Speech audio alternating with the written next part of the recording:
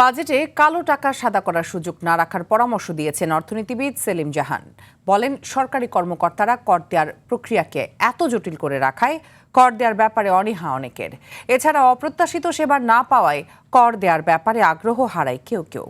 উত্তরাধিকার সম্পত্তিতে কর বসানোর প্রস্তাবও করেন তিনি। দুপুরে এফডিসিতে ডিবেট ফর ডেমোক্রেসি অনুষ্ঠানে এসব কথা বলেন এই অর্থনীতিবিদ। সংগঠনের চেয়ারম্যান হাসান আহমেদ চৌধুরী কিরণ বলেছেন, আওয়ামী লীগ সরকারের রেখে যাওয়া অর্থনীতির প্রেক্ষিতে বিএনপি সরকার যে বাজেট ঘোষণা করতে যাচ্ছে তা সত্যি চ্যালেঞ্জের। নতুন বাজেটে নিম্নবিত্তের ওপর যাতে ব্যয়ের বোঝা না চাপে সেদিকে সরকারকে নজর দেওয়ার আহ্বান তার।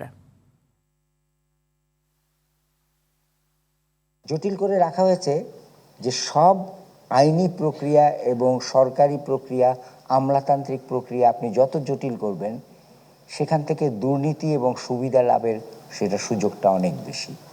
করদাতাদের কর ভীতি দূর করা, করদাতাদের কর ভীতির চাইতে করদাতাদের করের অনীহা আছে, কর প্রদান করার অনীহা আছে। আওয়ামী লীগের ফেলে যাওয়া লন্ডভন্ড অর্থনীতির যে অবস্থা, যে ধ্বংসস্তূপ, সেই ধ্বংসস্তূপের উপর দাঁড়িয়ে মধ্যপ্রাচ্যের যে সংকট, জ্বালানি যে সংকট, বৈশ্বিক যে সংকট, সেই সংকটে দাঁড়িয়ে কিন্তু বিএনপি সরকার, নবগঠিত সরকার তাদের বাজেট ঘোষণা করতে যাচ্ছে। কি বাজেট হবে সেটি কিন্তু দেখবার অপেক্ষা আমাদেরকে থাকতে হচ্ছে।